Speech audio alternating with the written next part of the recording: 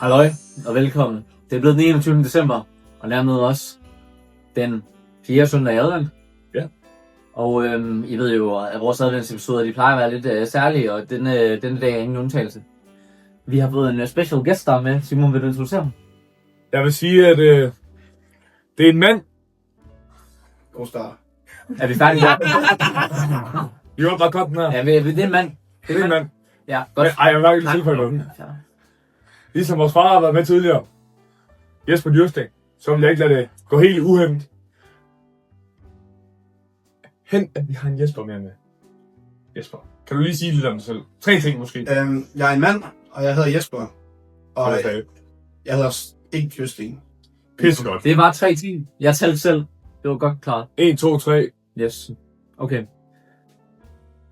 Vi har et hængetip fra i går. Vi glemte skrabkalenderen. Måske vi skal tage alt skrabkalender-relateret med det samme. Det kan vi lige forklare her. Vi var jo lidt presset i går med Fluffy Bunny, eller julemand challenge, som man kan kalde den. Ja, vi nu Så kan vi glemte at skrabe for nummer 20. Der fik jeg en julemand. Og så 21 for i dag. 2 juletræer. Næste ting. Og en kirke i advent. Og jeg skal til at skrabe i mit adventsfelt. Der er ikke nogen juletræer med mig. En kirke også. Ja, Ja. eller. Tragisk. Det er også sådan. Det smider vi til side. Yes. Men i løbet af december, der har vi jo, altså nogle gange har vi ikke fået drukket hele øllen færdig. Men det skal jo ikke gå til spilde. Så vi har samlet en lille cocktail, kan man kalde det. En såkaldt medley-øl. Hvis I nu har set Kan vi få den ind i frame? Hvis I nu har set X-Factor, så ved I lige inden finalen, der kommer alle live-deltagerne og alle de andre fra gode auditions kommer ind og laver en medley, hvor de alle sammen synger en sang. Så det her, det er det bedste fra alle de forgangne episoder. Det er det bedste af det Det er værste. bundschatten af alle øl. Det her, det er som Tobias Rahim vil sige, det værste Gud har sendt. Det værste? Ja. Ja. Jamen, det får vi jo at se. Jeg synes, det lyder spændende. Det bliver godt. Men igen, som vi tidligere har været inde på, mange begge små gør store håb. Men Simon, Altså, vi skal også lige huske, inden vi drikker den her, det går vi hælder op, men inden vi drikker den, så er det jo 4. søndag advent, og advent betyder promillemåling. Så hvis I nu begge to gætter hinandens Simon, jeg tror, du er 0,97. nu ved jeg jo, Sebastian, at du er født i 1990. Så du ligger den lige 0,001, eller 0,01 højere, siger du. Ja, jeg siger 0,90. Det er fandme fedt spilleri, men jo.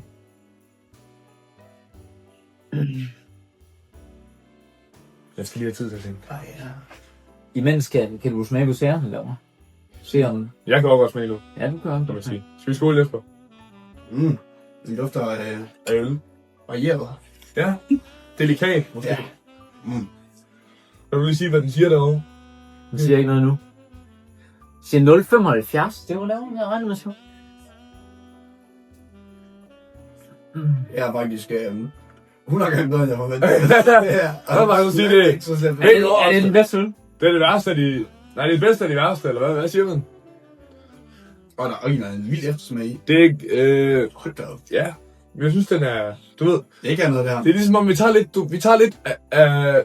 Der har også været lidt for podiet. Det kan godt være, de spiller ind, at de siger... Vi er for podiet. Vi smager igennem. Jeg synes godt, man kunne gøre det andet op, der. Det er lidt forskelligt. Det er jo sådan en god heksedrik. Mhm. Og det er gennem lidt til Det var senere. ligesom, da man var barn, og blandt alt, hvad man kunne finde. Ja. Det er perfekt. Er det noget, man kan tage med i andre sammenhænge? Altså, nu har jeg hørt, at der er nogle af mine venner, der går til biografen og gør det samme, og tager alle sodavand og blander sammen. Ikke mig selv. Nej. Men det er jo, man jo op til ølhænderne, bare blandt i. Ja, så på et værtshus måske. Det er 0,92. det derovre, hvor Danmark vandt hjem. Så det må jo sige, Godt år. at jeg er tættest på. Ja. 92. Ja. Det er et flot år. Hvad skete der ellers i 1992? Hvad er det? Nej, du tæller også. Jeg kan sige, der gik 12 år, før jeg blev født. Ja. Det er vildt rigtig lige at finde på. Jeg ved godt, det kan jeg mærke, I er lidt overrasket over, den lige kom lige pludselig fra højre benet. Men den er rigtig nok. Den er så sand, som jeg hedder Simon. Ja, men vi har jo ikke noget at arrangere den her episode, fordi det er jo som sagt bare det er en medley-øl. Men Men den smager bedre, end vi havde tur på. Vi har skrabet i den her episode. Ja, og så har vi jo også en anden øl til afsnittet, har vi ikke det? Hvis vi nu lige drikker lidt. Jeg tror det, vi har en øl, der kommer ind med posten lige om lidt. Ja, det kan vi godt også have. Så vi skal have drukket det her ud, eller hvordan? Åbenbart. Nej, Det vil jeg mene. Jamen, Skål! Kan vi sige skål på forskellige sprog, måske? Ja. Hvis du starter. Cheers. Ja. Hvis du kan på. Skal jeg have et nyt sprog? Ja. Prost. Så siger jeg salut. Som de siger i Portugal. Ja. Salut, det er lidt mere spansk, men jeg kører den portugisiske vej. Hvor vi ligesom tager hele med. Nej, det var fandme godt.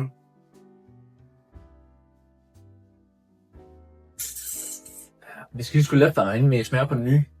Men det kan være, at vi kan få den ind. Hvordan er I? Ja, hvordan er det vand i her? Og ja, det var bare lidt vand, vi lige mixer op med, så vi lige kan få andre smagsløgne og... Simon, hvis jeg lige viser den her til kameraet, vil du så fortælle lidt om den? Den er flot. Jeg kan fortælle, det er en Witbier, som vi kalder det, en belgisk bødøl. Fra Ungarn. 4,2%. Tokyo Lemonade kalder vi den. Prøv at kigge på den. Jeg synes næsten kameraet lige skal få lov at kigge på den igen. Den er jo... Det er jo lidt specielt ved den. Den er fra Ungarn, men den er rykket på den japanske citrusfrugt yuzu. Yes. Og det er en, som jeg sagde, den jo fra Belgien, men det er en ny fortolkning af den belgiske Red Sebastian. Kan du fortælle det? Witbier. Ja, Ja. lige præcis. Det er det. Som vi kan overlappe hinanden. Ja. Er det ikke skønt, Jesper? Og en fun fact omkring Witbier, ikke? Ja. Det er, at det har man drukket i næsten 1000 år. Det er sjovt, du siger det, fordi vi har haft et... Vi har et bryggeri, der har 1000 års jubilæum her i 2040. Ja. Om 15 år. Ja, 2040. Det var heldigt, det var bare noget, der sagde for sjov. Nå. Jamen, det er jo ikke for Det sjovt, var faktisk. det godt, så. Men det kan være, det kommer dybt ned fra sjælen, og det er jo der øl, det hører til. Og som vi plejer at sige, at når man kan mærke det indeni, så er det ofte rigtigt. Skål på det. Jeg synes næsten, den her Medlin, den duftede bedre end den her, men... Det skal vi ikke tage noget fra det her Tokyo Drift, eller hvad vi kalder det.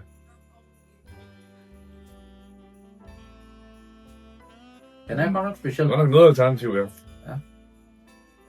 Jeg bryder mig ikke om Jeg eftersmag. vil næsten kalde den en sur vindrue. Den smager næsten ikke som øl. Det er lidt mere en limonade, sur limonade. Ja. Den umiddelbare smag er fin nok, men eftersmag, den er ikke mig. Hvad siger I? Ej, jeg synes faktisk, den kom i. Eftersmag. Ja, nej, det hele. Overordnet. Ja. Ja, den Ved du hvad, er jo specielt, men det er ikke... Nu synes jeg, vi skal sige, at du får den her med hjem. Er det Det er rigtigt? en gave Og så siger vi, at den kommer ikke på podiet i dag. Ja, men lov. Og så Så er det jo det for i dag. tror jeg bare, det var det på i dag. Ja. Det kan være, du hjælper os med at kalde aftroen. Hvis du kan huske, hvad juletræner hedder, måske. Det er Nu skal du da 21. episode af Fulde jul igen. Igen. Yes. Yes! Og den var med på, så vi ses i morgen. Det er når jeg er sammen med jer, har jeg det bedst. Vi er sammen, når julen er hjerternes fest. For hjemme hos os, det ved enhver, griner vi alle, for vi er dem, vi er. Yeah.